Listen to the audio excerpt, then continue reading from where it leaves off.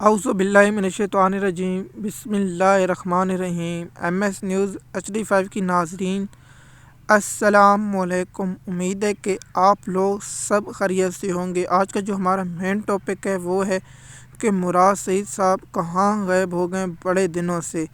دیکھیے، میں اس بات پہ اتفاق کرتا ہوں کہ مراد سعید کو کم سے کم اب سامنے آ جانے، یا مراد سعید کو پاکستان سے چھوڑ کر کسی بیرونی ملک میں آنا جانے، یا امریکہ میں یا برطانیہ میں ہونا چاہیے۔ لیکن افسوس ہے کہ مراد سعید صاحب جیسے شخصیت اور پاکستان تحریک انصاف کا جیسا چہرہ اس وقت غائب ہیں، اور ابھی تک معلوم نہیں وہ کس ایریے میں یا کس جگہ پر موجود ہیں۔ ہم اللہ سے دعا کرتے ہیں جہاں بھی ہو سلامت رہے۔ دیکھیے، میں نے اس لیے مراد سعید پر ٹاپک بنایا ہے کہ آگے سے بڑا عرصہ ہو چکا ہے کہ مراد صاحب، جب میں ویڈیو ریکارڈ کر رہا ہوں اس وقت تک مراد صاحب کا ٹویٹر اکاؤنٹ سے، ایکس پلیٹ فارم سے کوئی پیغام جاری نہیں ہوا، نہ کوئی ویڈیو، نہ کوئی آڈیو، نہ کس کی تھرو عمران خان کو جو القادر یونیورسٹی اور سیرت نبی پاک صلی اللہ علیہ وسلم کے پڑھانے پر جو سزا ملی ہے اس پر مراد سعید کا بیان نہیں ہے۔ اس لیے میں نے کہا کہ مراد سعید صاحب کہاں ہیں اور اس وقت کیوں غائب ہیں۔ نہ ان کا بیان ہے، نہ PTI کی رہنماؤں کی جانب سے کوئی انفارمیشن ملی ہے کہ مراد سعید صاحب اس وقت کہاں غائب ہو گئے ہیں۔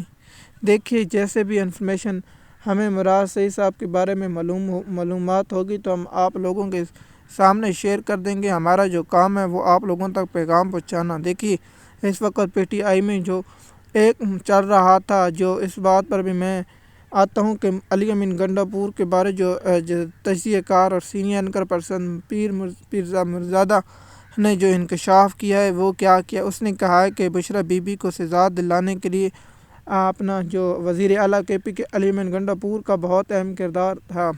دیکھیے، اب ایسی بات ہوتی تو عمران خان کی جانب سے جب صحافی سوال پوچھیں گے تو وہ تردید یا کوئی اس کے بارے میں کہیں گے یا خاموش رہیں گے، یا کچھ عرصے بعد عمران خان صاحب جب رہا ہوں گے یا اس کے بارے میں، یا عمران خان کو اس کے بارے میں کیا کہیں گے وہ وقت بتائے گا۔ دیکھیے، اگر بشرا بی بی کو علی امین گنڈا پور نے سزا دلوائی تو یہ بہت قابل افسوس ہے کہ ایسا ہرگز نہیں۔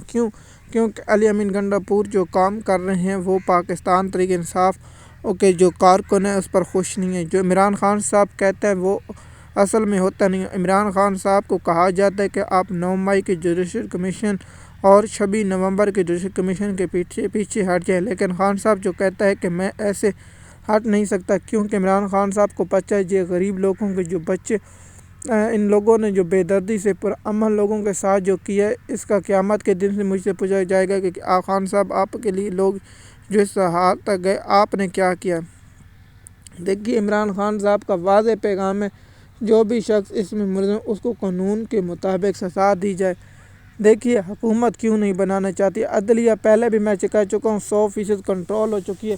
دیکھیے، جیسے منصور علی، جیسے یحییٰ چیف جیسے یحییٰ افریدی، امین الدین خان اور جمال مندوخیل کی سربراہی میں جسے کمیشن بنا دے، دوسرا جیسے مندوخیل اور اپنا ایک ڈھاک جج، دوسرا کہ جو ہوتا ہے اختر اخوان، 3 جج بنا سکتے ہیں، لیکن افسوس یہ نہیں بنائیں گے کیونکہ ان لوگوں کو پتہ ہے کہ اگر کسی جج نے آزاد خیال دے دیا تو بہت سے ہو سکتے ہیں۔ پاکستان کی عوام یہی چاہتی ہے کہ قانون اور آئین کی حکمرانی ہو۔ جس طرح میں نے ایک جو جیسے منصور علی شاہ کے بارے میں ولاگ بنایا تھا وہ آپ لوگوں کے سامنے ہے، اور اس کے میں نے انفارمیشن دی ہے۔ دیکھیے، عمران خان صاحب کی رہائی کے لیے مراد سعید کو ایکٹیو ہونا پڑے گا اور مراد سعید کو منظر آنے پڑے گا، کیونکہ مراد سعید پاکستان کے ہر علاقے، مثال کا صوبہ پنجاب سے لے کر سندھ اور بلوچستان اور KP میں مراد سعید سے محبت کرنے والے ہیں۔ دیکھیے، مراد سعید اگر جیسا شخص منظر عام سے غائب ہے تو اس کا بڑے پیچھے کوئی کیا وجہ ہے۔ اگر آپ اس کے بارے میں رائے رکھتے ہیں تو نیچے کامنٹ دیں۔ شکریہ۔